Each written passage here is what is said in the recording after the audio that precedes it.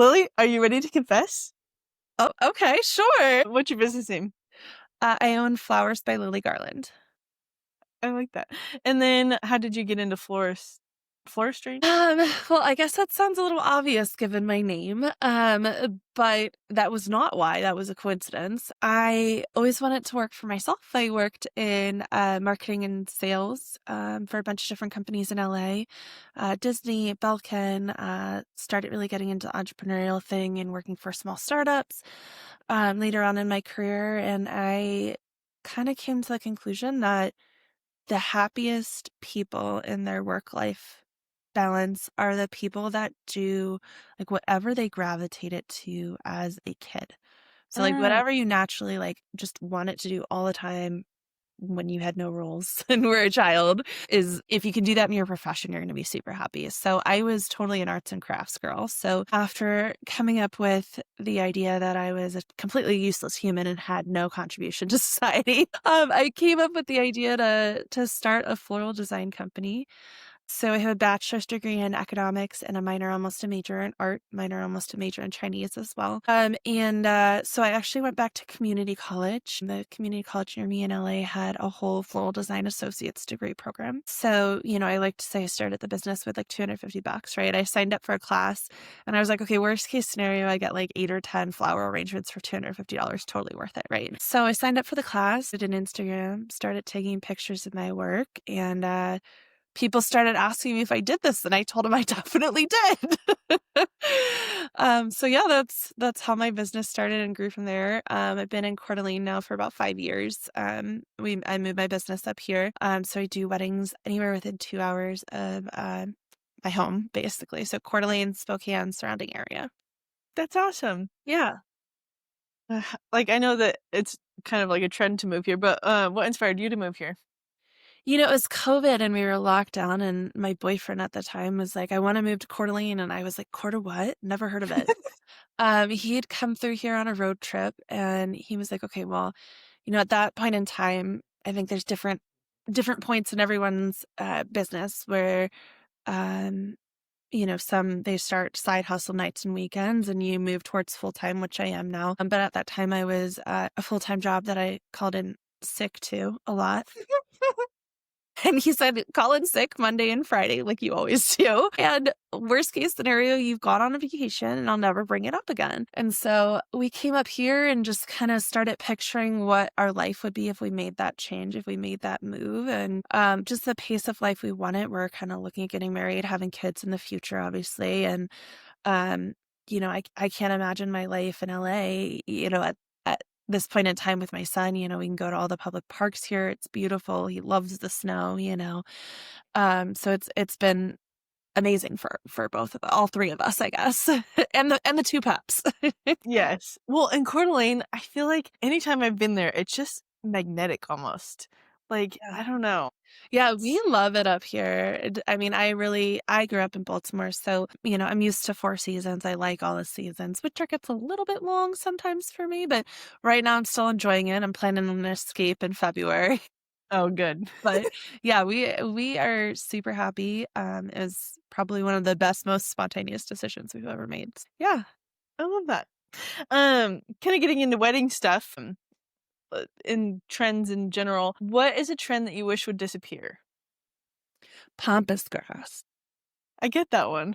I understand. I think I did this trend twice. So as much as I love North Idaho, we're not as on top of things as in LA. So when I was in LA, I was doing the pampas grass trend, and then I moved up here and it was still in. I'm so sick of it. It like Yeah. shreds too. You gotta like hairspray those things. Like I'm over it. I'm over it. Have you done any lately? Because I feel like it's been pretty much like, It is fizzling out. I will give it that.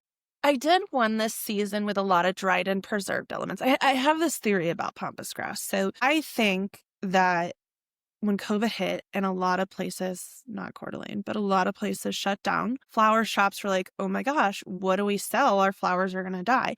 So they moved to this like preserved and dried elements thing, like pampas grass, right? Where they would make like dried bouquets and stuff like that because they didn't know who was coming to get flowers.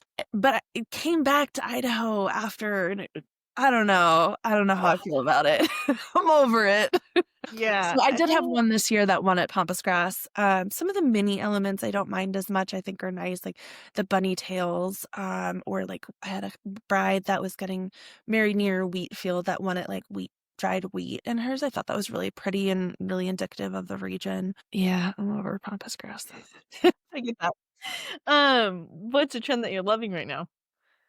Color. I'm a big Yeah. color girl. Yeah, so I love the kind of, like, local blooms, like, the girls call it wildflower style, but, Mm. like, they're not really wildflowers. They're just colorful and less traditional and less what you would see in a flower shop, so not your carnations, not your roses or alstroemeria or pom-poms, like, you're seeing, like, the cosmos, the ranunculus, the lisianthus, and I could go on, but more the kind of organic, locally grown anything with dahlias, peonies, I'm in love with too. Peonies are my fave.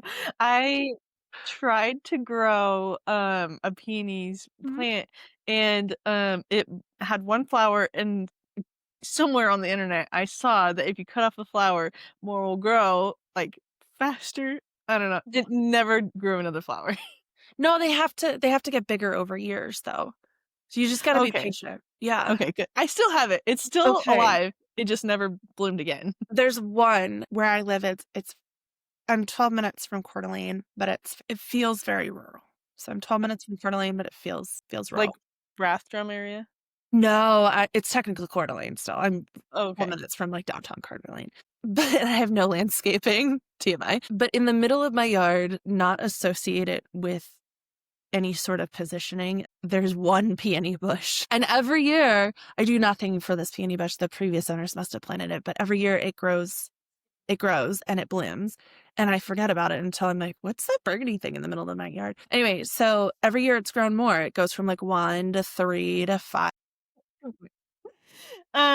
What is something that you see behind the scenes that couples wouldn't normally recognize? What do you mean by recognize? Like, wouldn't normally, like, see Like or wouldn't normally yeah, see or just understand the workload that really goes into your job. I mean, I think, we're one of the few vendors at a wedding where we show up and we drop off our flowers and we leave. We typically aren't, unless we're doing install work, we're not designing most of it on site. So I don't think they see how much energy goes into processing flowers, taking care of your flowers, like arranging the flowers in the days leading up to your wedding. They just see like us drop off and leave the day of, and it just magically happens. So, like a typical week for me is like Wednesdays, I would get my flowers and I would spend pretty much the whole day like getting them and then like also processing them. So, like, you have to cut the bottoms of the stems off. They kind of close up with the air so they can rehydrate, take leaves off to kind of maintain them and maintain their life. So that's Wednesday. Typically, then Thursday and Friday, it's all day designing for the weddings too. And then Saturday, we get up, we might finish a couple odds and ends here or there, but we're mainly just delivering. And so I think they miss everything that doesn't happen on Saturday, if that Yeah. makes sense. Well, what's the difference between being a luxury vendor versus just being an expensive vendor? Well, I think that whatever your price, you have to deliver that value, right? So if you're expensive or too expensive, you didn't deliver the value, right? Whereas Yeah. if you're luxury, you spent a lot, but you got a lot, right? Yeah, that So, makes sense. yeah, What's kind of a misconception couples find with you and your price point or your industry? I don't think I'm the most expensive florist out there. I think I'm fairly priced. And I think the way that most couples don't know this, but the way that you price flowers in the floral industry is you have you buy roses in 25, for example, right? And there's a price. And you take that price, you divide it by 25. So you have a price per stem. And then I'm going to mark up my price per stem. So then I have a recipe with roses and alstroemeria and ranunculus and whatever else. And I, what I mean, spit out a price from there. So there is actually like a lot of math that goes into like delivering that value to my end customer. And I don't think, I've got spreadsheets I've built and all that stuff. Yeah. Don't think it's a lot of a science rather than like me being like, "Mm, it sounds right." And then there's, like, the perceived value, right? Like, if you take a dozen roses and you spread them out really big, it looks like you delivered more, whereas if you cut their stems off really short and you deliver a compact arrangement, it might not look like as much. So I think a lot of couples don't realize, I guess, how much science, how much math goes into it, but also, like, little things that we can do to make it look like we're delivering more, even though it's costing us the same thing and we're really delivering the same, dozen roses in, like, how we design and in their design choices too. I think that makes a lot of sense because a lot of like the online comments I see that people are confused at like why people can't just post the price. And it's things like floristry that's Mhm. like highly customizable and it's Yeah, not just one price fits all that totally. you can't just post that. But I think that there's not anybody talking about it in Yeah. this kind of way. So I feel like it's hard for people to understand what It's really goes into interesting you kinda asked me about price. Literally the past week, I have been, like, diving in, making this new, like, pricing and services guide for my clients to better articulate what we do and what to expect. It's always been something I've struggled with because the groom's like, "Well, what do wedding flowers cost? I've never gotten married before." And I'm like, "Well, what do you want me to order? Because I don't even know how many bridesmaids you have." it. So there's, like, this whole range of prices. Like, I do some events that are 300, 350, and it's an elopement. We have a really cute little elopement place in Coeur d'Alene called Fly the Coop, and all they got was a bridal bouquet and a boutonniere, and Mhm. starts at 300, let's say. I do some weddings and events that are, 5 figures, and, they're doing centerpieces for all the tables, that sort of thing. Realistically, those are the outliers. So I used to give my couples kind of this guide that breaks it down like, hey, this is like a range for your bridal bouquet. This is a range for your bridesmaids bouquets. This is generally what boutonnieres run. Like, this is your centerpiece ranges, that sort of thing. And then they kind of had to add it up. I actually just worked on changing that guide into like a pricing and services guide, talking about like my invitation process, my process of meeting with the brides, like developing their vision and developing what they really want. But it also kind of outlines it into, I wanna call it, like, good, better, best, but, like, 5 different categories, right, where you can see, okay, the lowest is just the bridal bouquet and the boutonniere, and this is the range you're gonna end up in. The highest has, like, full centerpieces, this, like, fully covered arbor, an installation piece, and this is the range you're gonna end up with, and realistically, most people kinda end up in my middle 2 columns depending if they want full centerpieces or they're gonna use, like, lanterns or something that their venue provides, but just really kind of trying to outline my process for working with you to customize a quote, customize a design, but also, be fair to you and your time and mine too, and try to give you an idea of what to expect when you work with me upfront. I think that's really important because, like you said, I don't feel like people are even willing to give like just baseline numbers. Like Yeah. you have to obviously clarify that these are baseline numbers. It's not Mhm. going to be the exact thing. As a couple who's never done this before, they don't know what to expect to build their budget or Mhm. whatever else. So Mhm. I think that's really important. Yeah, totally. It's not easy. I've been working hard on it.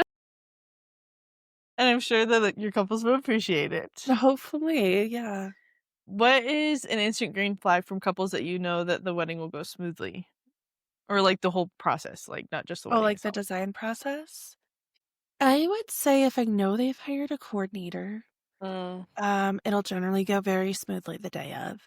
And then I would say definitely a green flag is, I have a specific process because I do enough weddings each year, that each one is custom, but you do have to like schedule an appointment with me, fill out a questionnaire, right? Get your ideas together.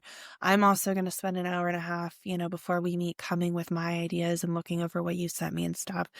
Um, but being able to follow the process, I don't know if that makes sense, so that yeah. I have all my notes, I have all my ducks in a row, but I can do this 50, 100 times over every year and like do it consistently.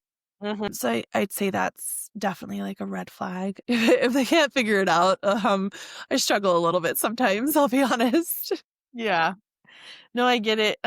Even, like, on my side of things, I've Mhm. built, like, pretty strict structures for the Mhm. magazine, Yep. and when people wanna go outside of that, I have to, like, remind myself, I'm like, "It's not that big of a deal," like, but it is at the same time because I want it to flow in the structure, Totally. I was and totally checking out your emails and your process and your download links and stuff. I'm not gonna lie, I was impressed. thank you. Yeah.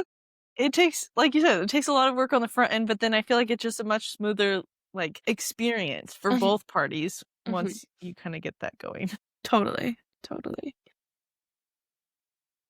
So, I don't know if this really like, you see this a lot, but I feel like a lot of vendors have this not a lot of vendors, okay, I'm gonna start over. I feel like vendors and brides, one of the biggest, like, conflicts is when brides wanna micromanage vendors. Mhm. What do you think that really stems from? So I'll tell you a story. Okay.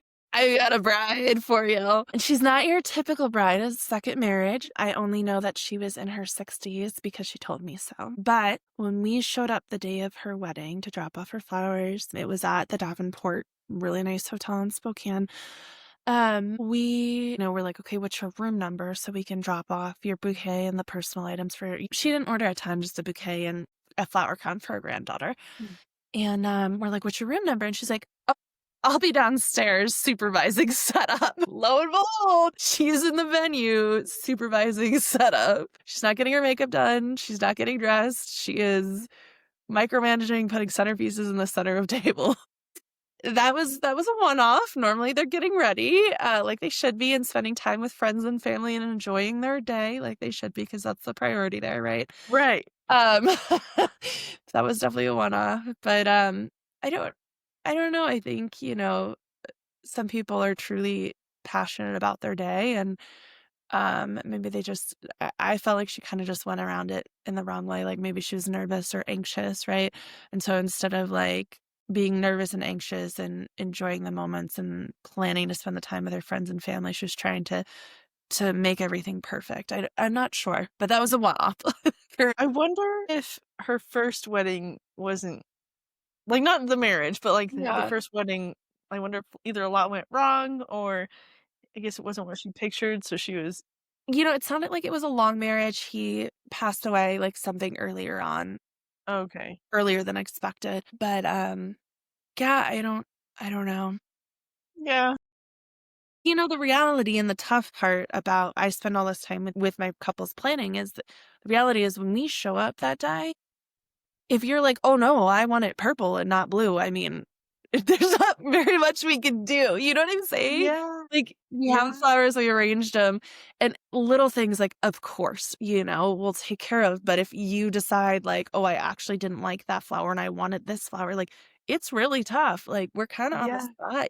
So, um, going through that planning process is really important, and, we have, like, a double check process where we'll do a call 2 months before and kinda go through again and just, like, make sure your vision hasn't changed at all, 'cause it's tough the day of if it has. Do you have any other crazy wedding stories? Not as many as you would think because I get to hear those crazy stories afterwards from, like, the planners and the venues and stuff because we drop off and we're not there during the actual wedding, but that one Yeah. was a crazy one for sure. Yeah. It's just it makes me wonder, like, because like you said, like, you're supposed to be enjoying your day, and what's the point in having all of this if you're Mhm. just gonna be not in the moment and just focused on I don't know. Yeah. Yeah, and I kinda tell my couples, like, "We're probably not gonna talk." I mean, we'll say hi, it's not like we're antisocial, but we're probably not gonna talk to you, like, during your wedding day because, like, as much as we like you, like, Yeah. you're not we're not who you wanna be hanging out with, like, Right. you know what I mean? Like, you spend it with your loved ones by all means? Like, our goal when we deliver and set up is just to make it happen as smoothly as possible. We're gonna put the toss bouquet by the cake because that's when you're gonna do it, right?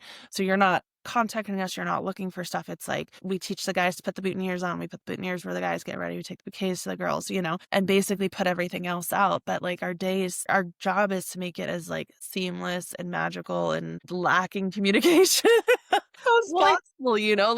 Like, go hang out with your friends and family, go hang out with your loved ones. This is just gonna magically happen. and I think that's important because I feel like brides are constantly, like, especially if they don't have a planner, they're constantly being almost bothered by multiple people throughout the day, and I've seen it firsthand, like, in photography. There's just like because you follow them around all day, Mhm. and the amount of people that just, like, come up to them for, like, little things, Mhm. it's like, I understand, and I understand that you think it's a little thing, but she's been interrupted 5 times in the last, like, 2 Mhm. minutes. Mhm. So, it's 1, hire a planner, but Yes. 2, I think it's important for vendors not just vendors specifically, but for people to have that, awareness of Mhm. they don't wanna hang out with you.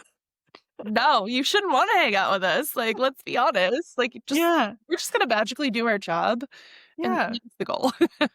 Yes, It's just gonna happen. yes. What's the wildest request you actually said yes to? Or you can tell one that you said no to. Oh gosh, I got asked to make a weed bouquet once. I said, "No, it's not really my jam," and it was also I mean, it is illegal in Idaho, but I was in California, so it was illegal in California at the time I got asked, and I was like, "Not gonna happen." I mean, it'd be one thing if it Yeah. wasn't legal, like, it was legal or something, but, Mhm. yeah, I got asked to make a weed bouquet once. That I said no to. Alright, Yeah. alright. Well, we're like, I have so many questions now. Were they gonna supply it, or did they expect you to get it? I got inspiration pictures of it. That's I have actually no idea, but they were, like, legit bouquets of flowers with the greenery as, like, weed leaves. I don't even know if I'm using that right. I'm calling out a pothead over here, but yeah. alright. That's that's that's I don't even know. Yeah. You didn't see that one People coming, right? no. And that's why I love asking, like, these questions Yeah. because most of the time you're not gonna get anything, but this the one time, like, you do and it's something like that, it's like Yep, yep. that's yeah, that's weird. What's a boundary you now enforce because of one specific couple? What's a what I now enforced? A boundary. Oh, I think you know when you had a tough ride, when you, like, rewrite your contract and you're like, "That's not happening again." You know what I mean? So I had one couple the bride was wonderful, it was the bride's mom. The bride's mom was a It's stay-at-home never mom, empty it's nester, never the and couple. what? It's never the couple that's the problem child. No, she was wonderful. Anyway, bride's mom had a totally different vision for the wedding than her. She was like glitz and glam Orange County. Bride was like country forest Spokane, and they got married on the river up at gosh, what's it called? It's a camp, like a kids' summer camp is where she picked out to get married with like In Idaho? and stuff in Idaho. Yeah. Clearly the daughter picked this venue, but mom wanted sparkles and all the daughter wanted was a braid and sunflowers. And I swear I did. It had to have been 7 or 8 hour-long phone calls with the mom just on the centerpiece design. So I kind of had to set boundaries with the expectations on how many times I'm going to redesign it and rework it, right? And define in my contract what's considered a redesign. So like if you talk to me by your wedding. And you're like, I need one more centerpiece. It's the same recipe. I'm not redesigning, right? Or if you're like, hey, I need to add aisle markers, same ingredients. I'm not redesigning it. But if you come back and you're like, well, instead of sunflowers, I actually want purple and maroon, I'm going to have to redesign it. So kind of setting those boundaries and expectations in my contract. The wedding was beautiful. She had Alright. the mom and daughter compromised. She had white sunflowers, which are light yellow and not white, but light, very light pastel colors. And it was very beautiful and kind of the perfect Orange County country forest mix. That's awesome. I Yeah. feel like Idaho's in such a weird, like, stage where there's people coming here to have, like, these super expensive luxe weddings. Mhm. They're not hiring, like, any Idaho vendors, they're just, like, just using Idaho. But then on the other side of the spectrum, it's just, like, just country kids getting married. Well, the daughter lived here. The Okay, mom yeah, lived in Orange County. So, but yes, you do get a little bit of that. But the daughter was clearly choosing to live here. I get that. It's crazy. 'Cause, I guess where that stems from is I'm doing, a poll or survey to, like, kinda get more of an idea on the Idaho wedding industry because I Mhm. don't feel like there's anything out there, and, I asked brides, I'm like, "What was your overall budget?" And literally the pie chart is um, like, there's stuff in the middle, but then, Mhm. like, overall it's over 50,000 or under 10,000. Okay. Like, it's either all or That's the nothing. majority. Yeah, and I'm like, "What That's a awesome. wild spread." That totally fits with what I've been doing. I mean, a lot of florists have a minimum. I don't, because I can usually handle doing just one more bouquet and one more boutonniere, and I have a team, so I do multiple weddings in a weekend and stuff. But yeah, that it makes sense to me because of the range of price points my brides last year, Yeah. It's crazy. What's something that made you say never again? Again. It's kinda like that same last thing that we just talked about, so if you don't Yeah, have anything, but I don't think I have a never again. that's okay. I have a how am I gonna do this different and better next time, and how am I gonna, like, set those Yeah, expectations, do you so wanna do that? yeah, the rewriting, same answer. It's Oh, rewriting a contract. I'm like, okay. "Nope, making rules for you." Yes. What's the most entitled thing somebody's ever said to you? I don't chat with brides all that much on their wedding day. It's not Well, it like doesn't have to be a bride. It could be a mother or yeah. anybody adjacent. I think the one request I get that might come across that way a little bit, so I have a team, and I'm doing a better job of presenting that in all of my marketing material on my website, that sort of thing. So, um, there's been as many of 14 of us. Uh, and so occasionally I will get a bride that figures out before her wedding that I am not doing everything on my own Okay. and that we're a bigger company, and they kind of freak out, and then they like aggressively insist that I personally show up to deliver their bridal bouquet, which to me it doesn't make all that much sense because Yeah. I'm like, okay, well, if you like me and you want me, don't you want me like supervising and managing the design process and Y that aspect, not just showing up to put the centerpieces on the table, right? yeah. Um, so every once in a while, it hasn't been as frequent since I've done a better job at, presenting my team and stuff like that. But every once in a while, I get the bride that's like, you must come to my wedding and you must personally hand me my bouquet. Okay. Alright. But even though it's literally just, like, you've already done all the work on the back end or, like, you've supervised it on the back Yeah. end, It, it's literally just yes.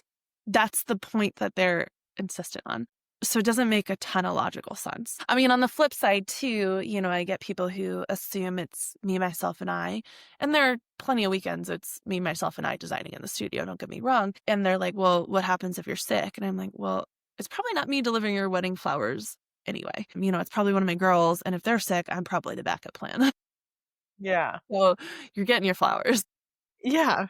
Like, don't and I think that's, the important thing of hiring, like, true vendors and not just Mhm. hobbyists because they've done this, they've got a plan, they're Mhm. professional about it, Yeah. like, they have backups on backups on backups, Mm. like, Yeah. you are getting what you paid for.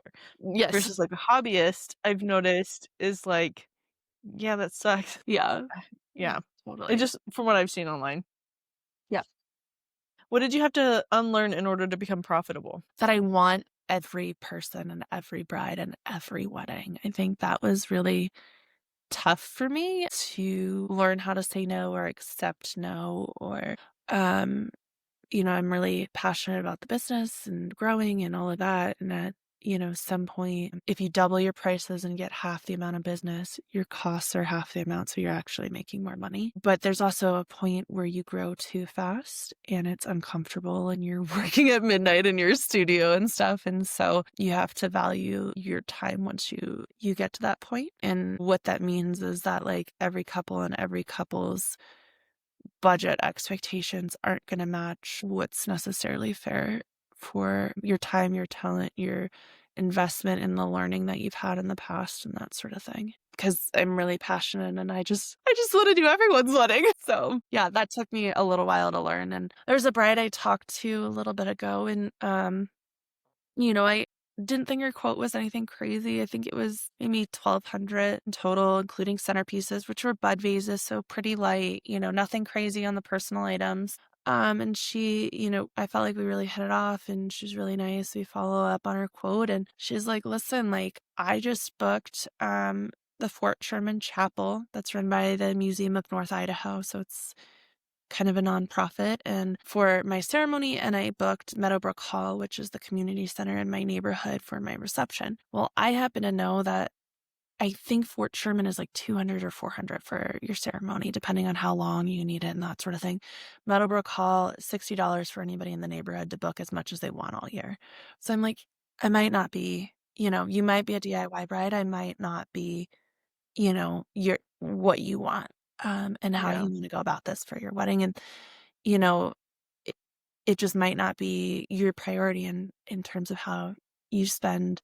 Everyone's got a limited budget, but how you spend your finances and what's important to you for your wedding day and how much, you wanna put into it, but it also doesn't make it worth it for me to be like, "Oh, I'll do it for free," which is Yeah. what I wanna say too, because I want every wedding. Yeah. But, she might not have been our customer, and that's okay. Well, and I think it's really important, and everybody I feel like says this till they're blue in the face, but I don't think anybody truly understands what it means, is understanding your audience and Mhm. understanding like who your ideal client is. And I know that it is uncomfy, but like you do need to sit down and figure out what that looks like. And that, like you said, you don't have to take every wedding. Yeah. Yeah. And I think I got this question from grooms, right? Not the brides, but the grooms, a lot. They're like, "I don't understand. I can go to the grocery store and I can buy a bouquet for Right. $15. Why is the bridal bouquet more than $15?" And I'm like, "Well, let me tell you." And, first you get into, like, the types of flowers, the care that goes into them. Like, I'm getting them super fresh, I'm getting the cream of the crop, I'm taking all these precautions with them. Where grocery store flowers, I mean, I, as a florist, can look at them and tell the wear and tear and how much they've traveled and that sort of thing. But I always tell them too, it's a service on some level, right? So, like, you can go to the grocery store, and I tell the grooms this, you can go to the grocery store and buy a steak for 10, $15, right? Or you can go to a steakhouse in the same restaurant, and they're gonna serve you a really nice cut of steak. They're gonna make it with their special sauce, put all the sides on it, set the ambiance and the table, and they're gonna charge you 50 or $100 for that steak, right? It's a service. Like, I'm not producing the flowers magically, I'm not a grower. My service is designing, putting them together, sourcing the high quality product, the right flowers, not the pom-poms at the grocery store, the carnations that are half dead, the actual ones that are alive in the right quantities and nice colors and, the expensive ones. And, it's at the base of it, it's a service, and it doesn't cost $15, unfortunately, for a bridal bouquet. Yes. Well, and I feel like just something else that they probably don't understand is like we don't want a grocery store one because there's obvious visual differences. Sometimes the And grams don't get it. They really no, don't. they're I'm like telling you. flowers are flowers. Yeah, they don't. Yeah. But yes, there are obvious visual Yeah. differences. I Yeah. saw somebody, it was a long time ago, so I don't even know what it was, but it was a reel, and it was something, I think it was probably like cars. And it was like showing grooms like this bouquet is this car. Yes, And that one. then teared up, and I was like, Yes. "Yes." And I didn't know that they didn't see it that way, Yeah. but I'm like, "Oh, okay. Yes." Let's see. What's a hill you will die on about weddings? Do you know what I hate? They do this in Idaho, and it drives me nuts, and it has nothing to do with me. And you have to tell me if they do this in Southern Idaho, if it's just like a Okay. Coeur d'Alene thing. The venues think it's acceptable to buy half the number of chairs. So if their guest count is 200, they'll buy 200 chairs. They'll set them up for the ceremony, and then the DJ will be like, "Move your chair to the reception." I cannot Oh, stand it. So the yeah. venue doesn't have to buy 400 chairs. They make the guests move the chairs, and Yes. I can't. Do they do that in Southern Idaho? Yeah, I've seen that. Oh my gosh. I can't Yeah. stand that. No, it's like, you shouldn't have to make people work on your wedding day, that's a little tacky. I Not I'm saying the I do couples, but I'm too. just saying, like, they're Yeah, paying you thousands upon thousands and thousands of dollars. yeah. Yeah. That one that one I'm not that one, yeah, I'm not over it. What's one boundary every vendor needs? I think their time, just Yeah. preserving your time and your investment and that sort of thing. Yeah, Yeah. What's your one rule for surviving wedding season? for sure. I mean, I think just staying focused on this weekend, making sure I staff appropriately, asking for help when I need it. Yeah. Especially with a little guy that's gotten a little more demanding and challenging. There's another, factor in play there. So yeah. I feel that. Yeah. They're Especially not get sick in kidding. the middle of wedding season, all of a sudden I lost my kid care, and you're like, "Oh my gosh." So, I think asking for help, yeah, Yeah, staffed that's appropriately. really important. Yeah. But they're also not kidding, like, once they turn 2, it's a completely different ballgame. Oh, Okay, Next one, we're gonna do lightning round. You just say the answer only, no explanation. Okay. Okay, so it's like this or that. Okay. Ceremony or reception? Reception. First look or no first look? No first look. Indoor or outdoor? Outdoor. Buffet or plated? Played it. Band or DJ? Band. A champagne tower or sparkler exit? Champagne all the way. Okay, so sorry, I have to go on a little bit of this. For Idaho specifically, like midsummer weddings, and I don't know if like because the climate is just a little bit different. Like I think you Mhm. guys are what 10 degrees cooler, but I feel like it gets sticky and bugs and just gross in the middle of the summer. I think only July here. Okay. Yeah, like, so, like, July, I wouldn't use hydrangeas because it's too sticky and hot for them, Mhm. but I think most of my weddings June's definitely my most popular month, and September, so as long as you're not doing a July wedding, I don't know that it is that sticky here normally. Okay. Yeah. Um, I feel like we also have like a lot of dairy farms down here, so there's just a ton of bugs. Okay. It's just gross. As long as the winters are cold enough up here, we're good on the bed front. That's good. Okay, biggest wedding day ick in one word or one sentence. Not having enough chairs. Yes. What should couples splurge on first? They're guests, and that Mm, can be done in a lot of different ways. Um, I learned recently, I heard somebody say that the ceremony is about the couple and your vows and you guys in the moment and everyone's sitting there watching you, but the reception is about all the people who care about you and who drove or flew from miles away. So really bringing in something special, whether it's like, a full tablescape down the corner, an installation piece to take pictures in front of, or bringing in a photo booth or a band instead of a DJ. Just really bringing in like that extra personal touch. Splurging on your guests, I think is important because they're coming for you and showing you love. yeah. Well, and then, like, it's awkward during cocktail hour when you're out taking pictures and they're just, like, sitting there, like, twiddling their thumbs, like, "What do I do?" Um, what should couples cut without hesitation? Welcome gifts. I hate them. Yes. I hate them. They Yes, spend a nobody lot takes them. on 'em. I mean, I think they're spending $20, $25 a person, but, like, you might use, like, 2 or 3 things from the whole thing. I Yeah. think it's a Or waste of money. Yeah, nobody takes them. totally, or you get 'em delivered to the hotel and they're like, "Oh, okay, great." I don't believe in the welcome gifts. I mean, the little personal place setting stuff, I think that's really sweet, or a note or a picture of you with the bride and groom, like, at each place setting, like, so you know where each sit or whatever. Totally, but the generic, everyone gets the same bag of goodies delivered to the hotel, no, skip. Yeah, I agree. One sentence of real advice that every couple needs to hear. I would say choose how you're gonna spend your day. Uh, Spend it with the people you love, and enjoying that. It's one of the few times in your life that, like, everyone you know and like is in the same spot for most yeah, people. So really focusing on that and as what's important from the day. yeah. I like that. Well, thank you so much for being on the podcast. Do you have anything upcoming exciting that you wanna shameless plug? Oh gosh, come see me at the bridal shows in January. Yeah. The Spokane and Events Bridal Expo is at the Doubletree Hotel on the 3rd of January. Tammy Schneider's got her show the following weekend, and we'll have a booth at the Sway Show. And then Tammy Schneider's is the 10th, and then the Post Falls Bridal Tour will have a booth out on the 17th. And then Inspire's show is Sunday the 25th. Come see us. Alright, and then where can they find you? Sure. My website is www.lilygarland.com. Lily like the flower, Lily. Garland like the flower, Garland.